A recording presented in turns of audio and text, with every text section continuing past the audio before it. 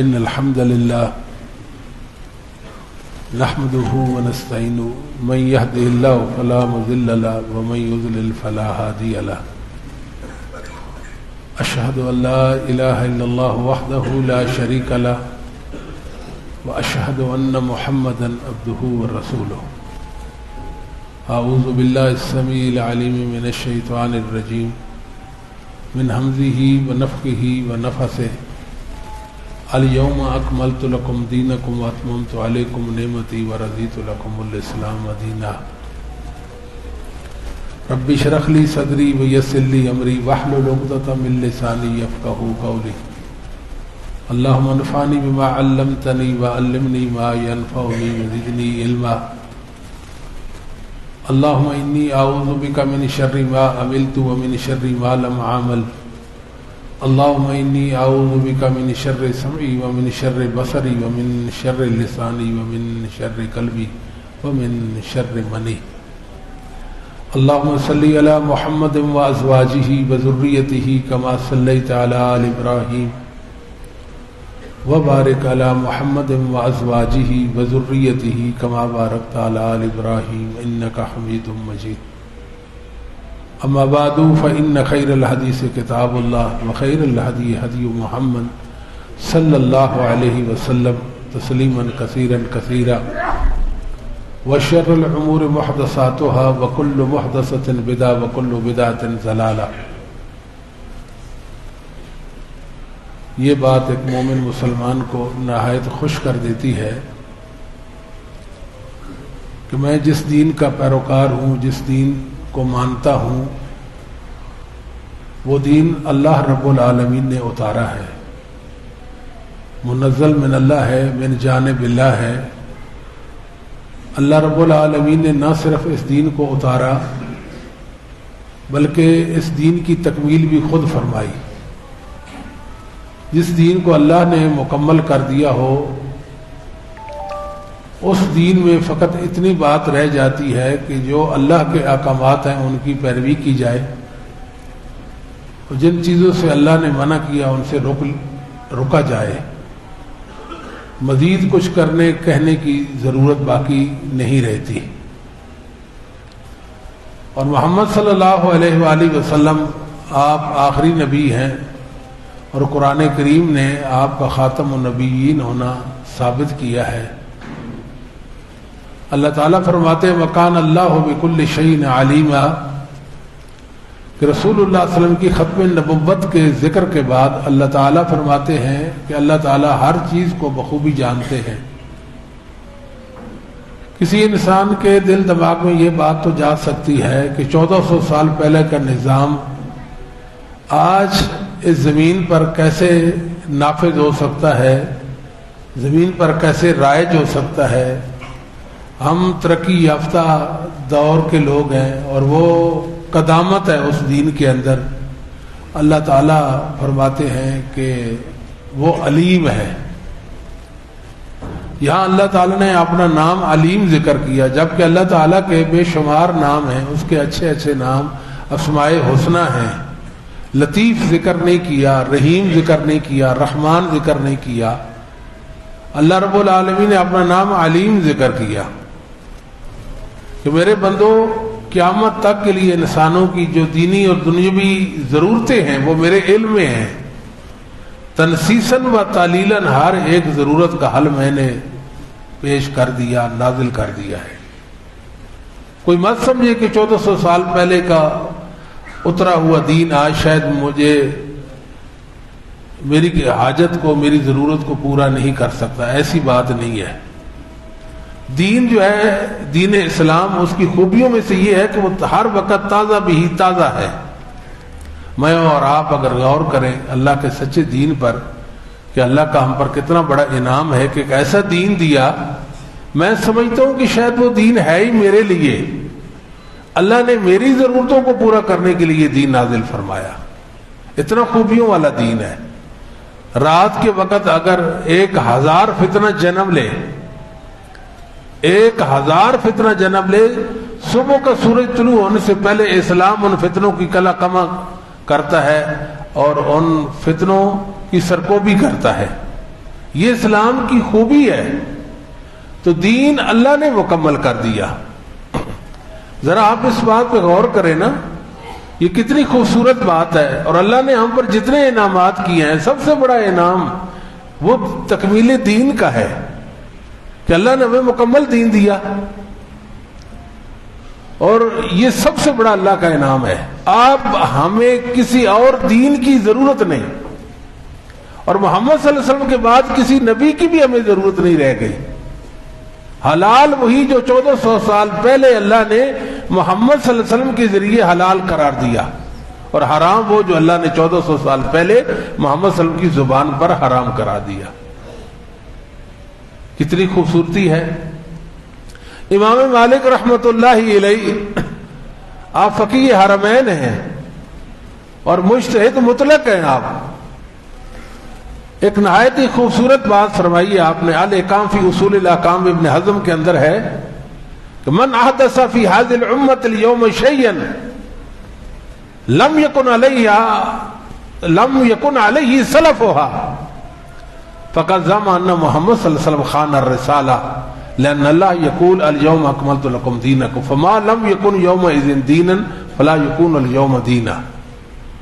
آج امام مالک کی وفات 179 ہجری میں ہوئی ہے. 1 کم 80 180 1 کم 80 179 ہجری میں ہوئی. فرمایا آج اس امت میں اگر کوئی آدمی نیا کام داخل کر دے دین کے حوالے سے, اس کا تعلق دین سے, اور نیا کام جاری کر دے امت کے اندر,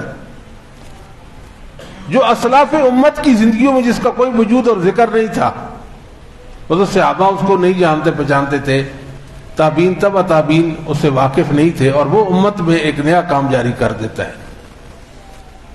اللہ یاذ باللہ وہ بتانا یہ چاہتا ہے, وہ باور یہ کرانا چاہتا ہے کہ محمد صلی اللہ علیہ وسلم تبلیغ رسالت میں خائن واقع ہوئے. اللہ یاذ باللہ آپ نے خیانت کر دی.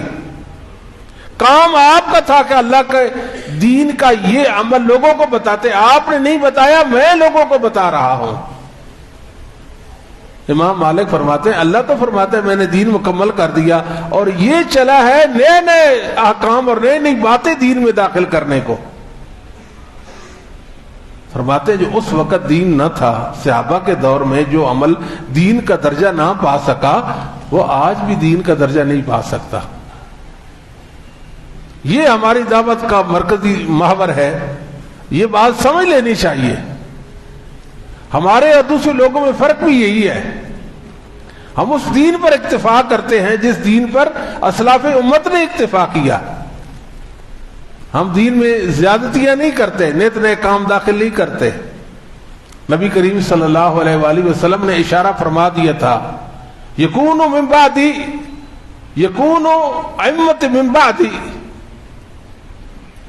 لا يهتدون بهدایا ولا يستنون بسنتی وسيقوم فيهم الرجال قلوبهم قلوب الشياطين في جسمان انس. بدعت کے سرغنے آئیں گے, بڑے بڑے بدعتی پوپ ہر وقت بدعات نکالیں گے دین کے اندر, نیت نئے کام نکالیں گے دین کے اندر. وہ اللہ کی وحی کے باغی ہوں گے, میری سنتوں سے منحرف ہوں گے تو انسان بظاہر انسان ہوں گے مگر اندر سے شیطان ہوں گے. یہ صدیوں پہلے محمد صلی اللہ علیہ وسلم نے بات فرما دی تھی کہ لوگ جسارتیں کر دیں, جرت و جسارت سے کام لیں گے, جس دین کو اللہ نے مکمل کیا اس میں رکھنے ڈالیں گے. یہ بھی کر لو یہ بھی نیکی ہے, یہ بھی کر لو یہ بھی نیکی ہے, یہ بھی کر لو یہ بھی نیکی ہے. اس میں حرج کیا ہے, اس میں مسئلہ کیا ہے؟ اس طرح کی باتیں کریں گے, لوگوں کو بتائیں گے کہ بدعت 2 طرح کی ہوتی ہے, ایک بدعت حسنہ اور ایک بدعت سیئہ ہوتی ہے. ایک اچھی بدعت ہوتی ہے, ایک بری بدعت ہوتی ہے. یہ بھی بتائیں گے لوگوں کو کہ دیکھو اسے تو منع تو نہیں کیا گیا نا, اگر ہم کر لیں تو کیا حرج ہے, منع دکھاؤ, روکا کہاں گیا ہے, منع تو نہیں کیا گیا. اس طرح کی باتیں کر کے مسلمانوں کو جو اصل دین جو اللہ نے اتارا اس سے ہٹا کر اور دین جو خود ان کا وضع کردہ اس پر چلائیں گے. مسلمانوں جو دین اتارا گیا ہے جو صحابہ کو کافی تھا اور ہمیں بھی کافی ہو سکتا ہے. یہ تو نہیں کہ جو صحابہ کو اس دین پر چلنے کی وجہ سے اللہ کی رضا نصیب ہو گئی اور صحابہ کے بعد والے لوگ وہ اس دین پر چلے تو شاید ان کو اللہ کی رضا نصیب نہیں ہو سکتی. ایسی تو کوئی بات نہیں ہے. امام اوزاعی رحمۃ اللہ علیہ نے بڑی خوبصورت بات کی ہے. 157 ہجری میں آپ کی وفات ہوئی. حلیت الاولیاء و طبقات الاصفیاء ابو نعیم میں آپ کا یہ قول موجود ہے. آپ فرماتے ہیں اصبر نفسک علی السنہ، اصبر نفسک علی السنہ وقف حیث وقف القوم وقل بما قالوا وکف عما کفوا عنہ واسلک سبیل سلفک الصالح فإنه يسعك ما وسعهم. اسلامی عقائد پر جم جائیں، جو اہل سنت کے عقائد ہیں اہل سنت کے، ان پہ ڈٹ جائیں. جہاں وہ کھڑے ہیں آپ اپنے آپ کو وہاں روک دیں، آگے نہیں بڑھنا. جو بات انہوں نے کہی ہے وہ آپ ہی کہہ دیں. جس کام سے وہ رکے، جس بات سے وہ رکے، آپ ہی رک جائیں اور سلف صالحین کے طریقے پہ چلتے رہ جائیں. جو دین اسلاف امت کو کافی ہو گیا آپ کو بھی کافی ہو جائے گا. یہ امام اوزاعی رحمہ اللہ تعالیٰ کی امت کو نصیحت ہے. ناصحانہ انداز میں یہ بات فرمائی ہے نا. یہ دنیا میں اتنے فسادات ہیں، اتنی پریشانیاں ہیں. لوگ کہتے ہیں کہ دین میں اتنے اختلافات انہوں نے واقع کرے. ہم نے تو نہیں کیے. ہم تو لوگوں کو اس دین کی طرف بلاتے ہیں جو محمد رسول اللہ پہ اللہ نے اتارا اور صحابہ نے جس دین کو اپنایا اللہ کی جنت کے وارث بن گئے. اور صحابہ کے بعد ائمہ اعظام کے پاس، محدثین کے پاس جو دین تھا ہم تو اس دین کی دعوت دیتے ہیں. لوگوں کے وضع کردہ جو دین ہے ان کی طرف تو ہم نہیں بلاتے. لوگ ہمارے متعلق شاید یہ خیال کرتے ہیں جس طرح دیگر مذاہب اور ادیان ہیں لوگوں نے وضع کیے، شاید اہل حدیث نے بھی ایسا کوئی دین گاڑ لیا ہوگا. واللہ ایسے نہیں ہے. ہم اس دین پر ہیں جو صحابہ کے پاس تھا. آپ صحابہ کے اعمال کا جائزہ لیں اور ہمارے اعمال کا بھی جائزہ لیں. آپ اسلاف امت کے اعمال کا جائزہ لیں، ہمارے اعمال کا بھی جائزہ لیں. ایک عمل بلکہ عمل کی ایک شک بھی اگر محدثین کے خلاف ہے ہم اس کو چھوڑنے کے لیے تیار ہیں، بلکہ ہم اس سے بری ہیں. لا تعلقی کا ہم اظہار کرتے ہیں، اس عمل کے ساتھ ہمارا کوئی تعلق نہیں ہے. ہم تو صبر والے لوگ ہیں. ہماری دعوت انتہائی سادہ دعوت، اس میں کوئی پیچیدگی نہیں ہے، کوئی تکلفات نہیں ہے. جو سادہ سا دین صحابہ کے پاس اور ائمہ دین کے پاس تھا وہی دین ہمارے پاس ہے. تو مسلمانوں دین ہمیں کافی ہے. اسی طرح امام اوزاعی کا ایک اور قول ہے، علیک بآثار من سلف. یہ نصیحت ہے امام صاحب کی. اللہ کے نیک بندوں کی باتیں بھی کیا خوب ہوتی ہیں. علیک بآثار من سلف، جو پہلے مسلمان تھے، محدثین اعظام تھے، ائمہ اہل سنت تھے، اب ان کے نقش قدم پر چلتے رہ جائیں. وَإِن رَفَضَكَ النَّاسُ، اگر لوگ آپ کو چھوڑ بھی دے تو اس کی بات کی پرواہ نہ کریں. جب اسلاف امت کے دین پر چلیں گے، آپ محدثین کے مسلک پر چلیں گے، مسلک اہل حدیث پر چلیں گے، لوگ آپ کو چھوڑ دیں گے تو آپ نے اس بات کی پرواہ نہیں کرنی ہے کہ لوگ مجھے چھوڑ رہے ہیں. وَإِيَّاكَ وَرَأْيَ الرِّجَالِ، وَإِيَّاكَ وَرَأْيَ الرِّجَالِ، لوگوں کی جو آراء ہے دین کے اندر الٹی سیدھی، ان سے اپنے آپ کو بچائیں. وَإِن زَخْرَفُوهُ بِالْقَوْلِ، لوگ چکنی چپڑی باتیں کریں گے، چکنی چپڑی باتیں کریں گے، کہیں ان کی باتوں میں نہیں آ جانا. وہ جو سادہ سا دین اسلاف امت کا ہے اس میں چلنا ہے. لوگوں کی آراء جو دین کے باب میں ہیں، کیا سرائیاں، ان سے بچ جائیں. لوگ چکنی چپڑی باتیں کریں گے. فَإِنَّ الْأَمْرَ يَنْجَلِي وَأَنْتَ عَلَى صِرَاطٍ مستقیم. معاملہ تو بہت واضح ہو گیا آپ پر اور آپ صراط مستقیم پر ہے. یقین کر لیں جب آپ اسلاف امت کے عقیدے اور عمل پر ہیں تو خیر ہی خیر ہے آپ کے لیے. تو یہ سادہ سا دین ہے، اس کو سیکھیں، دین کی بنیادوں کو سیکھیں، اس پر عمل پیرا ہوں. جتنا دین سیکھا اس پر عمل کریں اور وہ دین لوگوں تک بھی پہنچائے، اس کی دعوت بھی دیں، دیوانہ وار لوگوں کو اللہ کے دین کی دعوت دیں۔ آپ کی صبح سے لے کر شام تک، شام سے لے کر صبح تک یہ کوشش ہونی چاہیے کہ جو دین میں نے سمجھا ہے یہ میرا بھائی اور میرا بزرگ بھی سمجھ لے۔ تو مسلمانوں، دین مکمل ہے۔ یہ جو اس طرح کی باتیں ہیں کہ اس میں حرج کیا ہے، یہ کام کرنے میں حرج کیا ہے، مسلمانوں بڑی حرج ہوتی ہے۔ اللہ نے ہمیں ایک ضابطے اور قانون اور وحی کا پابند بنایا ہے۔ رسول اللہ صلی اللہ علیہ وسلم کا اتباع کا ہمیں حکم دیا گیا ہے۔ مسند احمد کے اندر روایت ہے، سیدنا عبداللہ بن عمر رضی اللہ تعالی بیان کرتے ہیں کہ رسول اللہ صلی اللہ علیہ وسلم فرمایا الستم تعلمون انی رسول اللہ الیکم، کیا آپ کو علم نہیں ہے، آپ جانتے نہیں ہیں کہ مجھے اللہ نے آپ کی طرف مبعوث کیا ہے، میں اللہ کا سچا رسول ہونے کے ناطے سے آپ کی طرف مبعوث ہوا ہوں۔ قالوا بلا نشهد انک رسول اللہ، صحابہ گویا ہوئے، صحابہ بولے کیوں نہیں محبوب، اللہ نے آپ کو ہماری طرف رسول بنا کر بھیجا، ہم آپ کو اللہ کا رسول مانتے ہیں۔ الستم تعلمون ان اللہ انزل فی کتابہ من اطاعنی فقد اطاع اللہ۔ میرے صحابہ، کیا یہ بات آپ کے علم میں نہیں ہے کہ اللہ نے یہ بات قرآن میں اتار دی ہے کہ جو میں محمد کی اطاعت کرے گا، میری پیروی کرے گا، میرا حکم مانے گا، حقیقت میں رب العالمین کا وہ حکم مانے گا۔ یہ عظمت ہے محمد الرسول اللہ صلی اللہ علیہ وسلم کی، اور یہ سعادت ہے۔ کتنی بڑی بات ہے کہ رسول اللہ کی بات رب العالمین کی بات ہے۔ آپ کا حکم مان لیا، اللہ رب العالمین کا حکم مان لیا۔ وَأَنَّهُ مَن طَاعَتِكَ طَاعَتَكَ مَنْ أَطَاعَكَ فَقَدْ أَطَاعَ اللَّهَ، جس نے آپ کی اطاعت کی اس نے اللہ کی اطاعت کر دی، اور آپ کی اطاعت میں اللہ کی اطاعت ہے، آپ کی اطاعت میں اللہ کی اطاعت ہے۔ بہت سارے فرمودات ہیں اس طرح کے۔ کوئی صحابہ نبی پاک صلی اللہ علیہ وسلم کی ازواج کے پاس آئے، بخاری مسلم کی حدیث ہے، آپ صلی اللہ علیہ وسلم کی عبادت کے معمولات بتائیے، آپ ایسے ایسے عبادت کرتے تھے۔ انہوں نے اپنے تئیں یہ خیال کیا کہ ہماری عبادت تو نہ ہونے کے برابر ہے۔ ان میں سے ایک کہنے لگا میں ساری رات جاگوں گا، تہجد پڑھوں گا، نماز ادا کروں گا، نوافل پڑھوں گا۔ دوسرے نے کہا کہ میں ہمیشہ روزے رکھوں گا، روزہ نہیں ترک کروں گا۔ تیسرے نے کہا کہ میں شادی نہیں کروں گا، بس دین میں لگا رہوں گا۔ یہ بات نبی کریم صلی اللہ علیہ وسلم تک پہنچی تو آپ نے ناراضگی کا اظہار فرمایا۔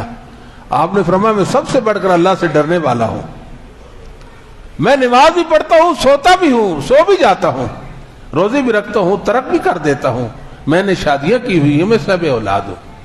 فمن رغب عن سنتی فلیس منی، جو میرے طریقے سے روگردانی کرے گا اس کا میرے سے کیا تعلق ہے؟ یہ آپ کے طریقے سے روگردانی نہیں ہے۔ دیکھیں خیر کی ساری باتیں تھی، خیر کی باتیں نا، ساری رات نماز تہجد پڑھنا، یہ اچھا کام ہے کہ نہیں ہے جی؟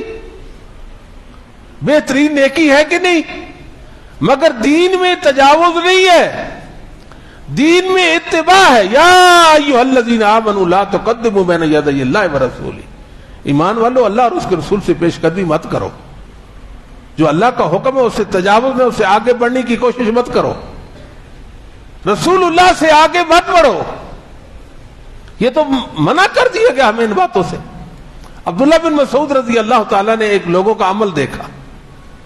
وہ عمل کیا تھا؟ وہ یہ تھا کہ عبداللہ بن مسعود کے دروازے پہ کچھ لوگ آئے فجر کی نماز کے وقت کہ آپ مسجد کو چلتے ہیں۔ ابو موسیٰ اشعری مسجد میں گئے، دیکھا تو لوگوں نے حلقے بنائے ہوئے مسجد کے اندر، مختلف حلقے بنائے ہوئے، ان کے سامنے سنگریزے پڑے ہیں۔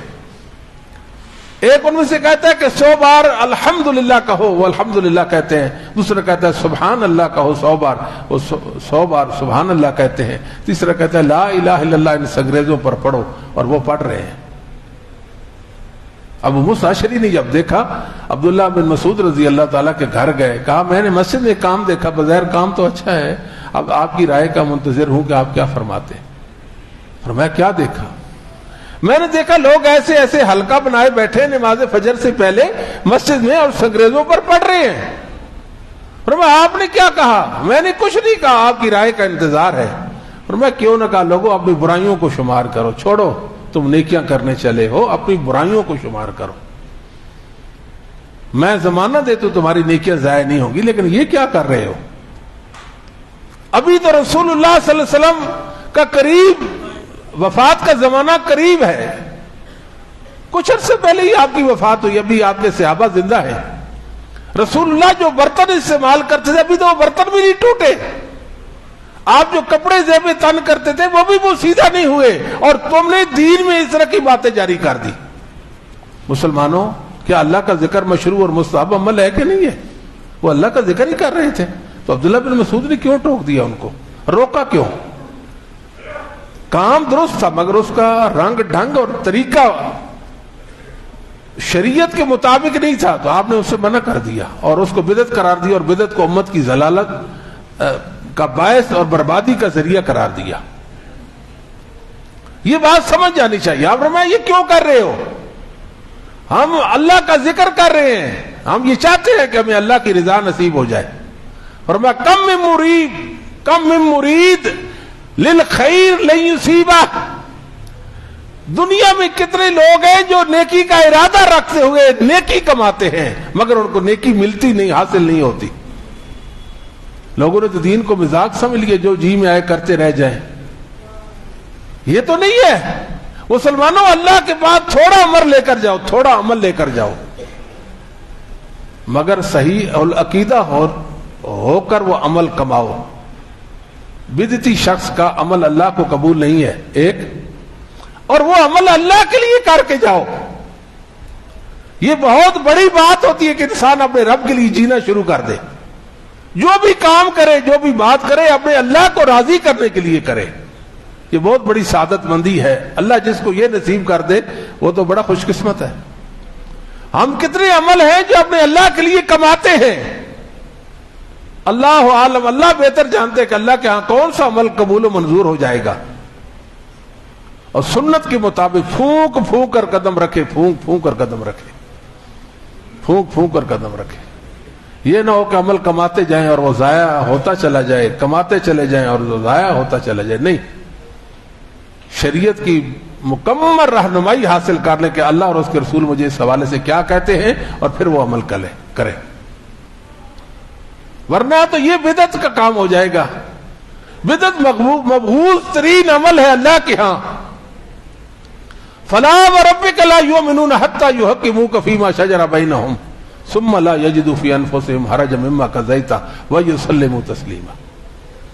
مجھے تیرا رب ہونے کی قسم، اللہ نے محمد صلی اللہ علیہ وسلم کا رب ہونے کی قسم اٹھائی ہے. یہ مومن ہی نہیں ہو سکتے جب تک ہر معاملہ میں آپ کو فیصل نہ مان لے، آپ سے رہنمائی حاصل نہ کر لے، آپ کی رہنمائی کو کافی اور شافی سمجھ نہ لے. یہ حکم ہے. اگر ہم نے سنتوں کو چھوڑ کر بدعات کو اختیار کر لیا، گویا محمد صلی اللہ علیہ وسلم کا ہم نے فیصل نہیں مانا. آپ کے فیصلے پہ، آپ کی شریعت اور آپ کے دین پر ہم راضی نہ ہوئے. اللہ تعالیٰ فرماتے قل ان کنتم تحبون اللہ فاتبعونی یحببکم اللہ. محبوب ان کو کوئی معیار اور ضابطہ اور قانون بھی بتا دے. ایسے نہیں کہ بے دریغ عمل کرنا، نہیں، ایسے تو نہیں کرنا. اگر تم مجھ سے محبت کا دعویٰ کرتے ہو فاتبعونی، تو میرا اتباع کرو، میرے پیچھے چلو. تابی اس انسان کو کہتا ہے جو صحابی کے بعد آتا ہے، اس کو تابی کہتے ہیں، پیچھے چلنا، پیچھے آنے والا، پیچھے چلنے والا. فاتبعونی، تو میرا اتباع کرو. وضو سے لے کر جہاد تک جتنی عبادات ہیں اس سے سر انجام دو جیسے میں محمد صلی اللہ علیہ وسلم نے سر انجام دی ہے صلی اللہ علیہ وآلہ وسلم. مسلمانوں، اللہ کی عبادت کرنی اس دنیا میں رہ کر ہم نے، یہ بات تو کلیئر ہو گئی ہے. رب العالمین کی عبادت کرنی ہے، اللہ کے سوا کسی کی عبادت نہیں کرنی. مگر اس عبادت کا طریقہ کون سا ہوگا؟ وہ جو میرے اور آپ کے دل میں آئے گا وہ طریقہ، یا کوئی انسان وضع کرے گا وہ طریقہ، یا محمد الرسول اللہ کا وہ طریقہ جو اللہ نے ثابت کر دیا ہے، اس طریقہ کے مطابق عبادت کرنی ہے جو محمد الرسول اللہ صلی اللہ علیہ وسلم کا طریقہ ہے.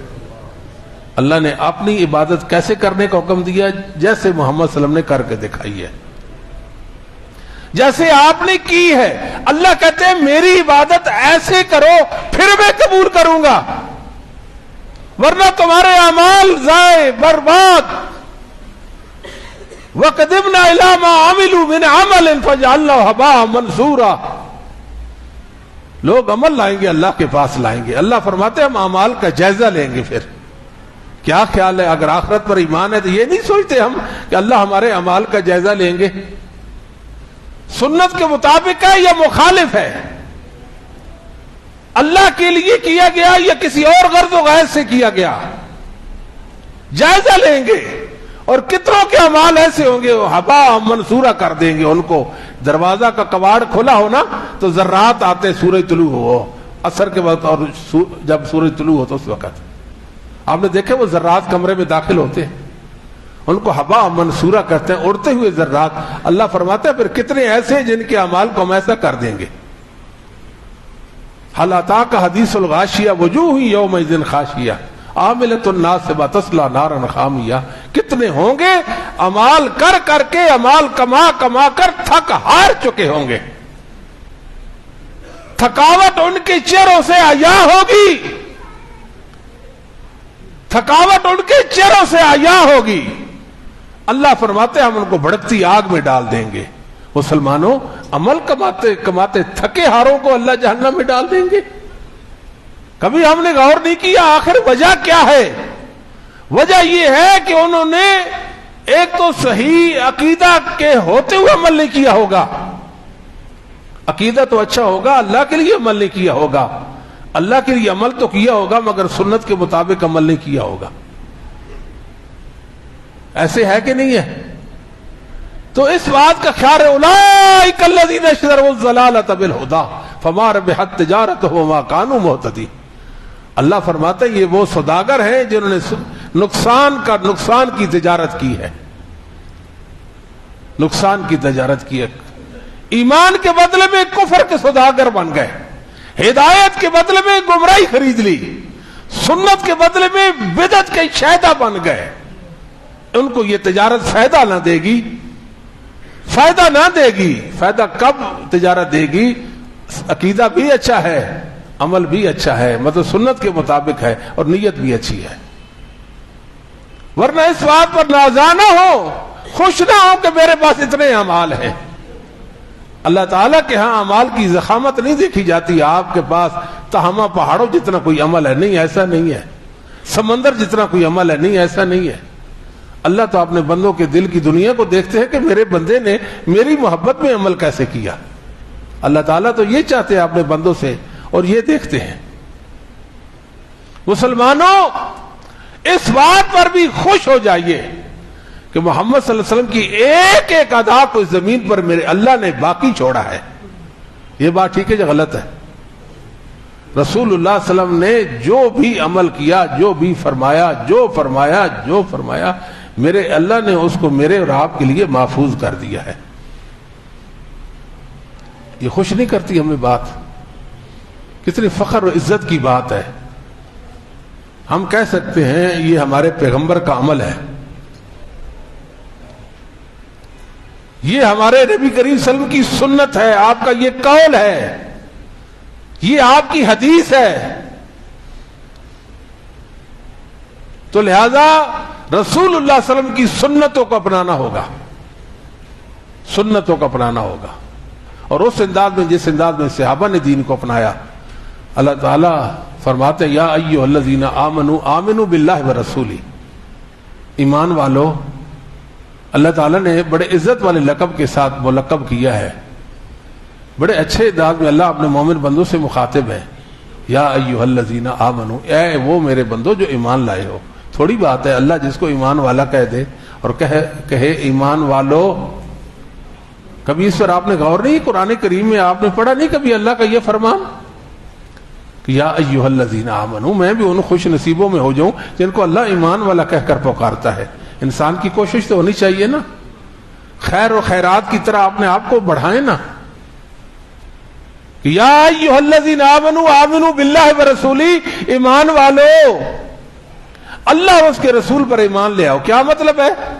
اللہ ایمان والا بھی کہتا ہے اور کہتا ہے اللہ اور اس کے رسول پر ایمان بھی لاؤ. کیا مطلب ہے؟ اس انداز میں ایمان لے آؤ جس انداز میں اصحاب محمد اور اسلاف امت اللہ اور اس کے رسول پر ایمان لے آئے. جن جن چیزوں کو انہوں نے دین سمجھا ان کو دین مان لو. جیسے تیسے انہوں نے دین مانا تیسے تم اس کو دین مانو. نبی پاک صلی اللہ علیہ وسلم کو صحابہ کو اللہ تعالیٰ نے ہمارے لیے معیار بنا دیا. معیار فَإِنْ آمَنُوا وَمِثْلِ مَا آمَنْتُ بِهِ فَقَدْ اهْتَدَوْا. اگر ایسے ایمان لے آؤ, یعنی ایسے ایمان جیسے صحابہ ایمان لائے. صحابہ جیسا تو ایمان ہم لا ہی نہیں سکتے. کیا مطلب ہے اس کا؟ یعنی جن چیزوں پر جیسے جیسے ایمان صحابہ نے لایا ہے ان کو مان لیا یہ دین ہے, اسی طرز پر آپ اس کو دین مانیں. معیار ہو گئے. ابن کثیر رحمت اللہ علیہ کیا اہل سنت کے ذی شان امام ہے, امام کبیر و شان ہے اہل سنت کے. ابن کثیر رحمت اللہ علیہ بڑی مبارک ہستی ہے. 774 میں فوت ہوتے ہیں. آج بھی کراچی کے اندر ان کے ذکر خیر ہو رہا ہے.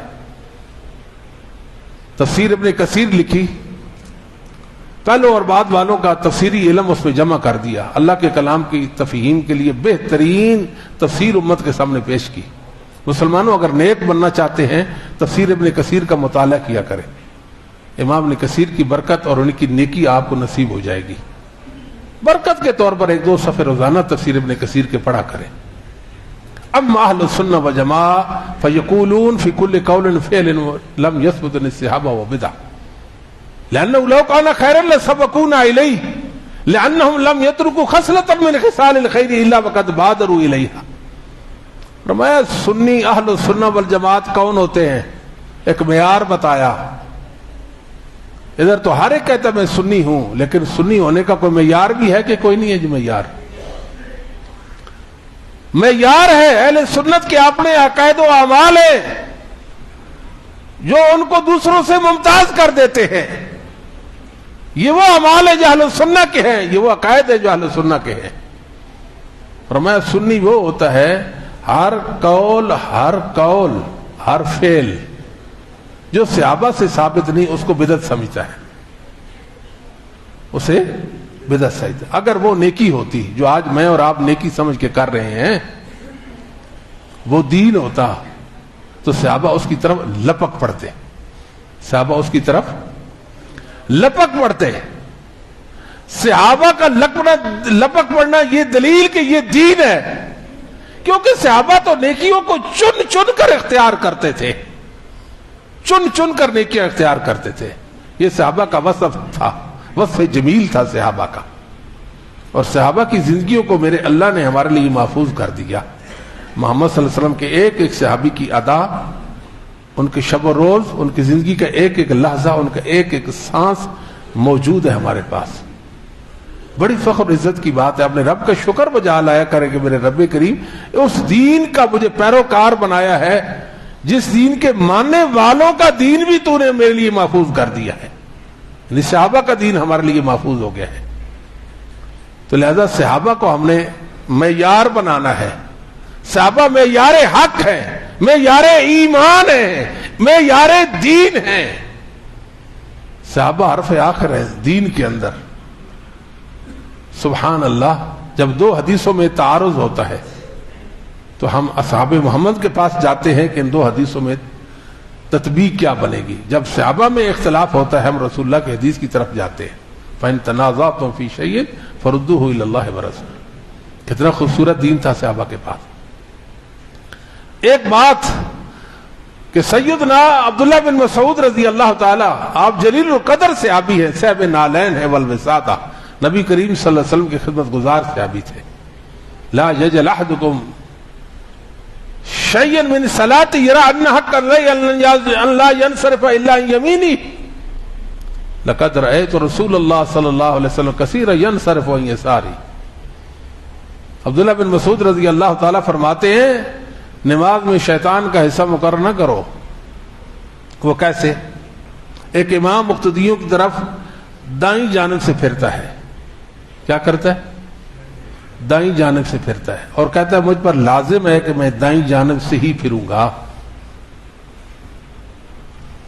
جبکہ میں نے کئی بار رسول اللہ صلی اللہ علیہ وسلم کو مقتدی کی طرف بائیں جانے سے بھی پھرتے ہوئے دیکھا۔ عبداللہ بن مسعود یہ بتانا چاہتے ہیں کہ دائیں اور بائیں دونوں طرح جواز ہے، مستحب اور جائز، یہ بھی مستحب ہے یہ بھی مستحب ہے، مگر یہ اس مستحب کے ساتھ واجب کا معاملہ کر رہا ہے۔ شریعت کے احکام کے مراتب ہوتے ہیں، درجے ہوتے ہیں، ان درجات سے بڑھانا جائز نہیں ہوتا۔ ایک عمل واجب ہے، اس کو آپ مستحب کا درجہ دیں اور مستحب والا معاملہ کریں تو یہ جائز نہیں ہے۔ ایک مستحب عمل ہے مگر اس کے ساتھ آپ وجوب کا، واجب کا معاملہ کریں، یہ بھی جائز نہیں ہے۔ مثال کے طور پر پگڑی، یہ اسلامی لباس کا حصہ ہے، نبی پاک صلی اللہ علیہ وسلم کی سنت ہے، اس سے زیادہ تو نہیں ہے نا۔ اگر کوئی سر ننگے رہنا چاہے تو رہ لے، کوئی ٹوپی سر پہ رکھتا ہے، رومال رکھتا ہے، پگڑی باندھتا ہے، باندھ لے، اس سے کوئی مسئلہ نہیں، مستحب عمل ہے، اگر کوئی کر لے گا تو ثواب پا لے گا۔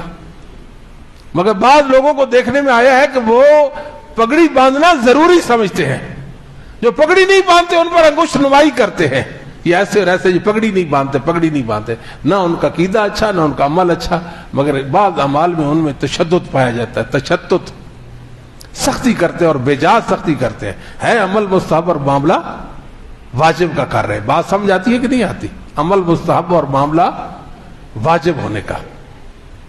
مسلمانوں پھر یہ سنت کے عمل سے نکل جاتا ہے معاملہ، سنت کے عمل سے نکل جاتا ہے، پھر یہ شیطان کا کام بن جاتا ہے۔ یہ بہت حساس معاملہ ہے دین کا، اس کو سمجھے، مستحب کو مستحب کہنا ہے، واجب کو واجب کہنا ہے، مستحب کے ساتھ معاملہ مستحب کا کرنا ہے، واجب کے ساتھ معاملہ واجب کا کرنا ہے۔ تو عبداللہ بن مسعود بتانا چاہتے ہیں عمل تو دونوں طرف جائز ہے، مگر یہ کہتا ہے کہ اس مستحب عمل کے ساتھ واجب کا معاملہ کر کے کیا کرتا ہے، اس کو شیطانی عمل بنا دیتا ہے، یہ پھر شیطان کا عمل ہو گیا، رسول اللہ کی سنت سے نکل گیا۔ مسلمانوں ایک عمل جائز ہے مگر ہم نے اس کے ساتھ واجب کا معاملہ کیا، وہ دین کے امر سے نکل گیا، وہ تو شیطانی عمل ہو گیا، اور جو سرے سے دین میں ثابت ہی نہیں ہے اس کا کیا درجہ ہوگا، بس بتانا مقصود یہ ہے۔ جو دین میں سرے سے ہی ثابت نہیں ہے اس کا کیا ہوگا؟ انسان اپنے آپ کو آزاد سمجھتے ہیں کہ جو ہمارے جی میں آئے گا، ہمارے دل میں آئے گا، ہم کرتے رہ جائیں گے اور کہتے رہ جائیں گے۔ نہیں، اللہ نے ہمیں پابند کر دیا ہے۔ اسلام کی حساسیت کو سمجھے، اسلام حساس لوگوں کا حساس دین ہے، بے باک لوگوں کا بے باک دین نہیں ہے۔ اسلام خوبیوں والا دین ہے، اپنے ماننے والوں کو خوبیوں والا بنا دیتا ہے، مگر اس وقت جب وہ صحیح طور پر اسلام کے پیروکار بن جائے، اسلام کے دائی بن جائے۔ اللہ تعالیٰ فرماتے ہیں وَمَنْ أَرَادَ الْآخِرَةَ وَسَعَى لَهَا سَعْيَهُ وَهُوَ مُؤْمِنٌ فَأُولَٰئِكَ كَانَ سَعْيُهُهُم مَشْكُورًا۔ جو آخرت کے لیے عمل کماتا ہے کہ ایک دن آئے گا جس کو لوگ آخرت کا دن کہتے ہیں، قیامت ہوگی، اس دن میرا اللہ مجھ سے راضی ہو جائے۔ ایمان ہے نا ہمارا آخرت پر، ہم مریں گے، مرنے کے بعد اللہ ہمیں اٹھا لے گا، حشر ہوگا، باس ہوگا، جنت اور جہنم کے فیصلے ہوں گے، نیک و بد میں امتیازی نشان لگ جائیں گے، سعادت مند اور بدبختوں میں فرق ہو جائے گا، اس دن فرق ہو جائے گا۔ وَمَنْ أَرَادَ الْآخِرَةَ، آخرت کے لیے ایک انسان عمل کماتا ہے، آخرت کے لیے عمل کماتا ہے، وَسَعَى لَهَا سَعْيَهَا، کوشش کرتا ہے۔ کون سی کوشش؟ متعین کوشش کرتا ہے، مقرر کردہ کوشش کرتا ہے۔ یہاں نقطہ ہے، سعی مصدر ہے، اور مصدر جب مضاف ہو تو معنی کی تعیین کا فائدہ دیتا ہے۔ یہ نہیں ہے کہ جو اس کے دل میں آئے گا عمل کرتا رہ جائے گا، میں آخرت کے لیے عمل کما رہا ہوں، ایسا نہیں، ہرگز نہیں۔ آخرت کے لیے عمل کرے گا، متعین عمل کرے گا، مقرر عمل کرے گا، اور یاد رکھو عمل کو مقرر اور متعین کرنے کا حق یا اللہ کو ہے یا اس کے رسول کو ہے۔ بات سمجھ آ گئی؟ کون مقرر کرے گا یہ عمل نیکی ہے؟ کون کہے گا؟ اللہ کہیں گے یا اللہ کے رسول کہیں گے؟ ایسے ہی ہے نا، یا اللہ کہیں گے یا اللہ کے رسول کہیں گے۔ ہے بھی ایمان والا، اللہ اس کی کوشش کی قدر دانی فرمائیں گے۔ ہم نے جو عمل کرنا ہے مقرر عمل کرنا ہے جو اللہ اور اس کے رسول نے مقرر کر دیا. لہذا جو لوگ یہ خیال کرتے ہیں دیکھو جی کوئی بات نہیں یہ بدعت ہے تو بدعت حسنہ بھی ہے، مسلمانوں یاد رکھو کوئی بدعت حسن و خوبی والی نہیں ہے. میرے اللہ نے حسن و خوبی صرف اور صرف محمد صلی اللہ علیہ وسلم کی اداؤں میں رکھی ہے. رسول اللہ کی اداؤں میں حسن و خوبی ہے، بدعتیں نہیں. بدعتیں تو رسول اللہ مٹانے کے لیے آئے تھے، بدعتوں کی تو مذمت آئی ہے. بدعت تو مردود عمل کو کہتے ہیں، بدعت تو بے ثبوت اور بے دلیل عمل کو کہتے ہیں. بدعت تو دین میں اضافے کا نام ہے، دین سازی کا نام ہے. بھلا اس کی اللہ کے ہاں کیا خوبی ہے جی؟ یا مومنوں کی نظر میں بدعت کی کیا حیثیت رہ جاتی ہے؟ کوئی بدعت حسن و خوبی والی نہیں، حسن و خوبی صرف محمد صلی اللہ علیہ وسلم کی اداؤں میں ہے.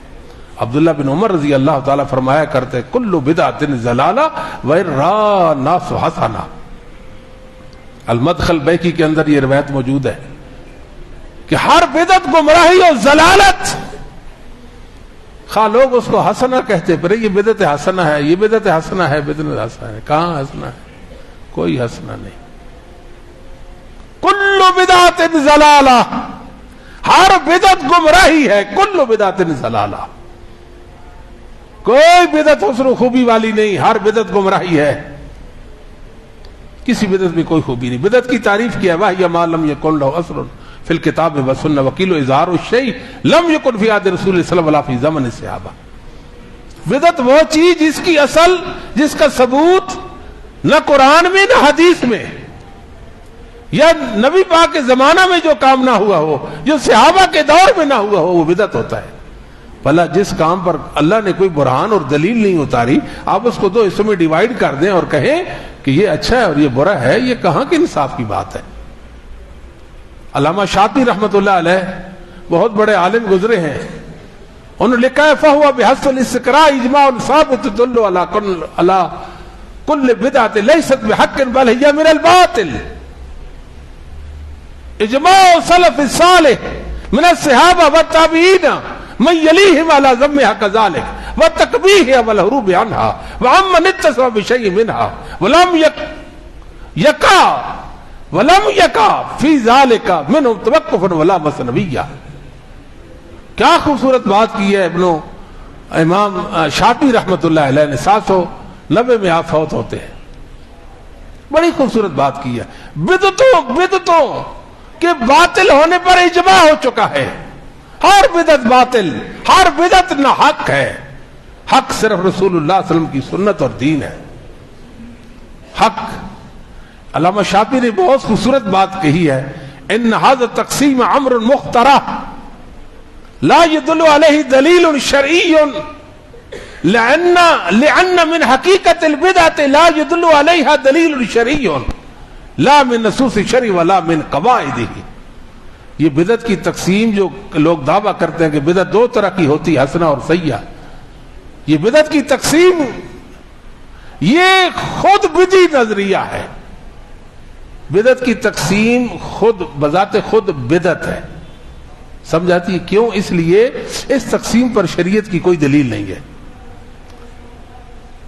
یہ بات آپ نے فرمائی ہے. علامہ ابن ابی الحنفی رحمۃ اللہ نے تنبیہ علی مشکلات الہدایہ کے اندر لکھا ہے انما احدث بعد عہد الصحابہ لا یکون حسنا لا یکون حسنا لا یکون حسنا. صحابہ کے دور کے بعد جتنے اعمال ہیں کسی کے اندر کوئی حسن و خوبی نہیں ہے.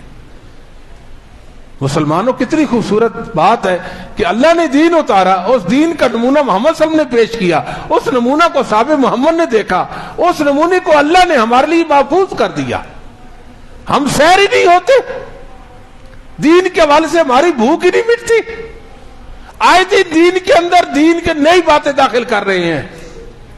یہ پہلی قومیں جن کو اللہ نے بندر و خنزیر بنا دیے تھا، یہود و نصارہ جن کو لوگ کہتے ہیں، ان کے بھی یہی کرتوت تھے. کالے کرتوت یہی تھے کہ اللہ کے دین پر اکتفا نہیں کیے تھا. کتابیں اللہ نے اتاری ان کو ضائع کر دیا. اللہ نے کتابیں اتاری، تحریف سے کام لیا، تحریف سے کام لیا.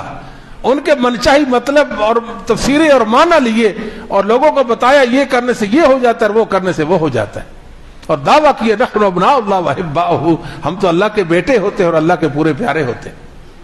اللہ تعالیٰ نے یہود و نصارہ کی بھی ایک بدعت کا قرآن میں ذکر کیا، وَرَهْبَنِيَّةً ابْتَدَعُوهَا، انہوں نے فقیری کی بدعت دین کے اندر نکال دی تھی. ان کے جو بزرگ تھے نا، عیسائیوں کے جو علماء تھے، انہوں نے فقیری کی بدعت نکال لی، گوشہ نشینی اختیار کر لی کہ ہم دنیا رہ لے، دنیا سے کنارہ کشی کرتے ہیں، کٹ جاتے ہیں ان سے. مَا كَتَبْنَا عَلَيْهِمْ إِلَّا ابْتِغَاءَ رِضْوَانِ اللَّهِ إِلَّا ابْتِغَاءَ رِضْوَانِ اللَّهِ فَمَا رَأَوْا حَقَّ رِعَایَتِهَا. اللہ کہتے ہیں ہم نے تو نہیں کہا یہ فقیری کی کام اختیار کرو، خود اختیار کر کے خود ہی اس کو بھلا دیا، خود اس کو چھوڑ بھی دیا. پہلے دین کا درجہ دیا، پھر تھک گئے، ہار گئے، اس کو سلام کہہ دیا. اللہ فرماتے ہیں کیسی تم بات کرتے ہو، ایک عمل میری رضا کے لیے کرتے ہو اور میں نے تمہیں اس عمل کے کرنے کا کہا نہیں، تمہیں کیا میری رضا نصیب ہو جائے گی؟ سوچو، سوال ہے نا بھئی ایک کام اس لیے کر تو اللہ راضی ہو جائیں گے، اس لیے کر رہے ہو؟ مقصد تو تمہارا یہی ہے کہ اللہ ہم سے راضی ہو جائے. الگ بات ہے تم نالائق ہو گئے ہو، کم ہمت ثابت ہوئے ہو اور اس عمل کو تم نے ضائع کیا ہے. مگر سوال پھر بھی باقی ہے کہ تم اللہ کے لیے کام کرتے ہو، کیا اللہ نے اس کام کو تمہیں حکم دیا ہے؟ اللہ نے حکم دیا پھر تو ٹھیک نہیں دیا، تو اس کا مطلب یہ ہے کہ تم دین سازی کرتے ہو. مسلمانوں یہ جرم ہوتا ہے اللہ کے دین کے اندر مداخلت کرنا. جو اللہ نے دین اتارا اس دین پر ایمان لے آئیں اور اس دین کو اپنے لیے کافی سمجھیں، اور آپ حیران ہو جائیں گے کہ دین ہماری بنیادی ہر ضرورت کو پورا کرتا ہے. کیا اسلام نے کبھی آپ کو پیچھے چھوڑا؟ کوئی مسئلہ درپیش ہو، آپ کی زندگی میں کوئی مسئلہ آیا ہو اور اسلام سے آپ رہنمائی چاہتے ہو اور اسلام نے آپ کی رہنمائی نہ کی ہو، کوئی بتاؤ تو صحیح نا. عبادات کے معاملہ میں، معاملات کے معاملہ میں، کسی بھی معاملہ میں بتاؤ، پوری رہنمائی کرتا ہے دین. پھر کیا ضرورت ہے نت نئے اعمال پیش کرنے کی؟ اللہ تعالیٰ نے تو معیار ٹھہرا دی، وَمَن يُشَاقِقِ الرَّسُولَ مِن بَعْدِ مَا تَبَيَّنَ لَهُ الْهُدَىٰ وَيَتَّبِعْ غَيْرَ سَبِيلِ الْمُؤْمِنِينَ وَيَتَّبِعْ غَيْرَ سَبِيلِ الْمُؤْمِنِينَ. ہدایت واضح ہو جانے کے بعد یہ دین ہے، یہ ہدایت ہے. کوئی ہدایت واضح ہو جانے کے بعد رسول پاک کی مخالفت کرتا ہے، مطلب بدعت دین میں جاری کر دیتا ہے، مخالفت ویسے ہو جائے گی نا، بدعت ہے ہی مخالفت نبی پاک صلی اللہ علیہ وسلم کی. اور مومنوں کے راستے کے علاوہ کسی اور راستے پہ چل دیتا ہے، نولیہ ما تولی ونصلیہ جہنم وساءت مصیرا. جس طرف جائے گا جائے، آزاد ہے، مگر لوٹنا تو ہماری طرف ہے نا. مگر لوٹنا تو ہم اس کو سزا دیں گے، اسے نپٹ لیں گے، اس کو بتائیں گے کہ تو دین کی ناقدری کرتا تھا، تو محمد صلی اللہ علیہ وسلم کے سامنے کھڑا ہو جاتا تھا، آپ آنکھیں دکھاتا تھا. تیرے جرم میں یہ جرم موجود ہے کہ تو نے دین کے اندر نت نئے کام جاری کیے تھے، اکمل و کامل دین کے اندر تو نے رکھنے ڈالے تھے، یہ تیرا جرم ہے. مسلمانوں، ایک اللہ نے سبیل مومنین ہمارے لیے واضح کر دیا. سبیل مومنین، اللہ کہتے ہیں وَيَتَّبِعْ غَيْرَ سَبِيلِ الْمُؤْمِنِينَ. مومنوں کے راستے کے علاوہ کسی اور راستے پہ انسان چل دے. وہ مومنوں کا راستہ، وہ کس کا راستہ؟ وہ صحابہ کا راستہ اور تابعین اور تبع تابعین کا راستہ ہے، وہ ائمہ دین کا راستہ ہے. جو عمل کرو پہلے یہ دیکھو اسلاف امت اس کو دین مانتے تھے، پھر وہ اس کو اگر کماتے تھے، عمل کرتے تھے تو کیسے کرتے تھے، یہ بات سمجھو. وہ کیسے کرتے تھے؟ اپنے ایک ایک عمل کو سبیل مومنین میں دیکھو. لوگ محمد صلی اللہ علیہ وسلم کی یوم ولادت کو عید مناتے ہیں. ہم کہتے ہیں لاؤ اگر سبیل مومنین میں عید ہے تو ہم سب سے پہلے وہ عید منائیں گے. ہم منائیں گے کہ نہیں منائیں گے؟ آپ یہ قرآن خوانیاں کرتے پھرتے ہیں، لوگوں کو ایصال ثواب کے سلسلے نکالے ہوئے ہیں، ہے ایسے کہ نہیں ہے؟ لائیں، اگر سبیل مومنین میں یہ ہے تو ہمارا دین سمجھ لو اسے. کتنی بدعات، خرافات آپ جائزہ لیتے ہیں، سبیل مومنین ان کا ذکر تک نہیں ہے، تو پھر وہ دین کیسے ہے؟ مومنوں کے راستے میں وہ تو ہے ہی نہیں، مومنوں کے راستے میں نہیں ہے. آخری بات اور بہت اہم بات ہے، یہ ہر ایک کو خوش کر دینے والی اور ایمان کو بڑھا دینے والی بات ہے. دین میں ہم اللہ اور اس کے حکم کے پابند ہیں. جب اللہ کہہ دیں گے یہ میرے بندو کر لو، رسول اللہ صلی اللہ علیہ وسلم فرمائیں گے کر لو تو کریں گے، ورنہ ہم کر سکتے کتنا اچھا عمل، کتنی اچھا عمل، کتنی اچھی نیت ہی کیوں نہ ہو، مگر اللہ کا اذن نہیں تو ہم کر سکتے نہیں۔ ہمارے نبی کریم صلی اللہ علیہ وسلم مدینہ تشریف لائے، دیکھا انصار صحابہ تلقیح کرتے تھے، جس کو تعبیر النخل بھی کہتے ہیں، کھجوروں کی پیوند کاری کرتے، شاید سکر کے علاقے میں آج بھی ہوتی ہے، آج بھی ہو رہی ہے۔ نر کھجور کا خوشہ لے کر مادہ کے نیچے کھڑے ہو کر اوپر کو پھینکتے تھے۔ آپ نے دیکھا، خیال کیا کہ شاید یہ کوئی بدشگونی کر رہے ہیں، یہ کیا کر رہے ہیں؟ آپ نے روک دیا۔ صحابہ آپ نے حکم کی تعمیل و تکمیل میں رک گئے کہ ٹھیک ہے بابو، ہم ایسا نہیں کرتے۔ چند سال گزرے تو پھلوں میں نقصان آیا، کھجوروں کو پھل ہی نہیں لگ رہا تھا، کھجوروں کو پھل ہی نہیں لگ رہا۔ صحابہ آئے، اللہ کے محبوب آپ نے فرمایا تھا کہ یہ کام نہ کرو، ہم نے آپ کے فرمان کے مطابق چھوڑا، مگر ہمارا نقصان ہو گیا ہے۔ اس موقع پہ رسول صلی اللہ علیہ وسلم نے نہایت ہی خوبصورت بات کہی، انما انا بشر۔ کیا معنی اس کا؟ ڈرتے کیوں، گھبراتے کیوں؟ انما انا بشر کا کیا معنی؟ میں بشر ہی ہوں، بشر کے علاوہ تو کچھ نہیں ہوں۔ انما، جہاں بھی نبی پاک کی بشریت کا حدیث میں ذکر آیا، انما کے ساتھ آیا ہے۔ انما کلمہ حصر ہے، بغیر انما کے کبھی بھی نہیں آیا۔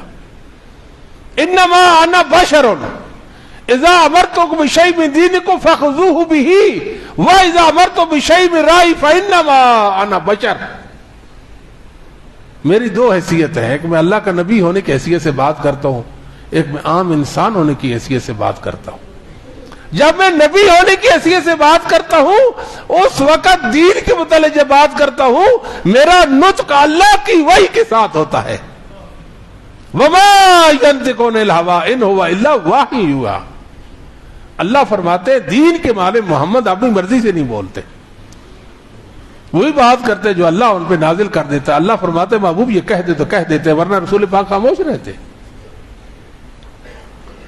جب میں تمہیں اللہ کے دین کے متعلق کوئی بات کہوں، کوئی حکم دوں، اس کو مضبوطی سے تھام لینا، ڈاڑوں سے پکڑ لینا، کہیں چھوٹنے نہ پائے۔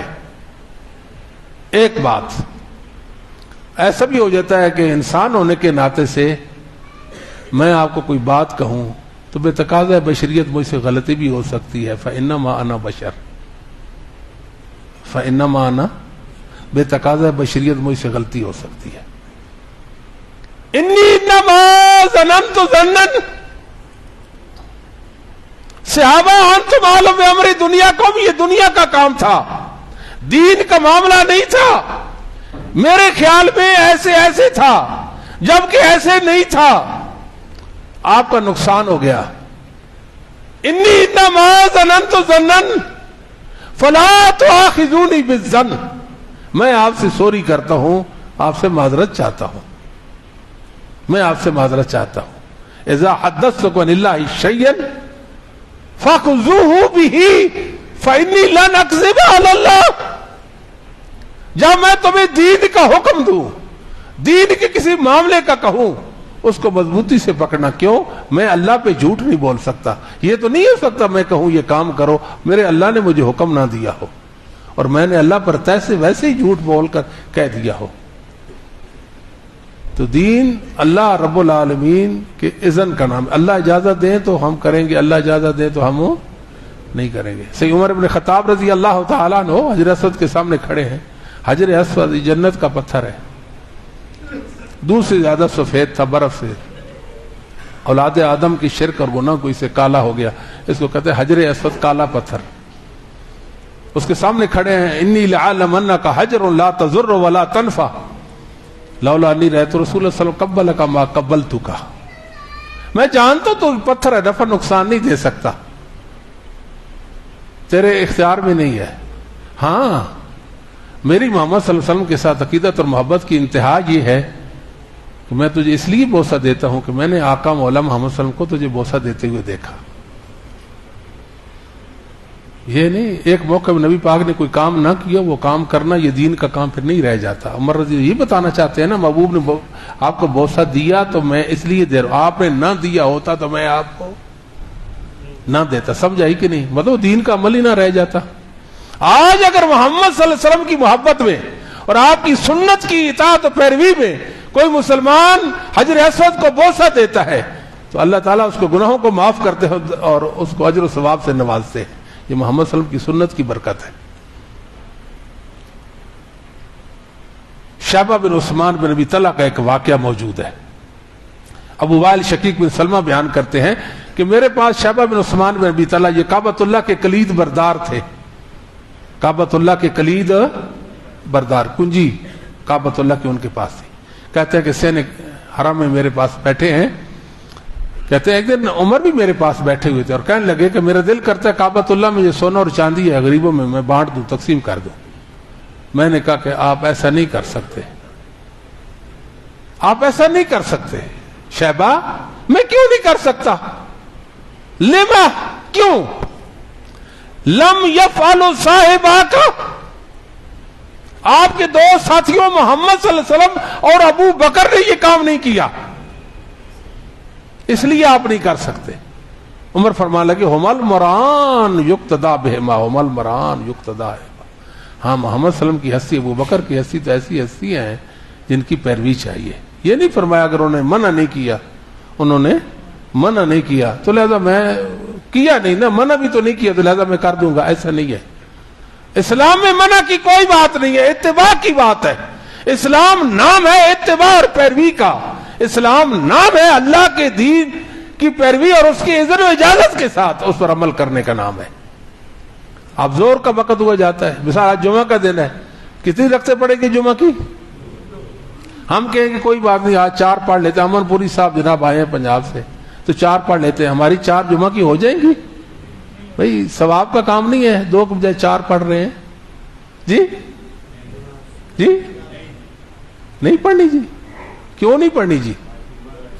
جمعہ ہے ہی 2 رکعتیں، دین نے ثبوت ہی 2 رکعتوں کا دیا، 4 ہے ہی نہیں. تو ایسے ہی اگر کوئی بندہ جو عید کے دن نماز عید سے پہلے اذان اور اقامت کہہ دیتے، سارے اس کو روکیں گے بھائی ایسا نہ کرو، یہ دین نہیں ہے. وہ کیا کہے گا؟ وہ کہے گا دیکھو اذان یہ اللہ کا ذکر ہے، اسلام کا شعار ہے، اللہ کی توحید کے ثبوت اور رسالت میں آپ صلی اللہ علیہ وسلم کا اس میں ذکر موجود ہے، صلاح فلاح کی طرف بلاوا ہے. میں مسلمانوں کو، انسانوں کو عید والے دن اللہ کے ذکر کی طرف بلاتا ہوں. سب کہیں گے ناحق ناجائز ہے. یہ بات ٹھیک ہے یا غلط ہے؟ کیوں؟ اس لیے کہیں گے کہ شریعت میں اس کا ثبوت کوئی نہیں. وہ کہے گا بھی ثبوت نہیں ہے تو روکا بھی تو نہیں کیا، ثبوت نہیں ہے تو روکا بھی تو نہیں کیا، منع بھی تو نہیں کیا گیا. مگر سارے اس کو منع کریں گے، روکیں گے. وہ کہیں گے شریعت سے ثابت کرو کہ دین سے روکا ہے، منع تو نہیں کیا، تو میں کیوں نہ کہوں گا اذان؟ کہوں گا اذان. پھر وہ قرآن پیش کرے گا والا ذکر اللہ اکبر ومن احسن قولا ممن دعا الی اللہ، قرآن پیش کرے گا. جمعہ کی اذان پر قیاس کرے گا اس کو.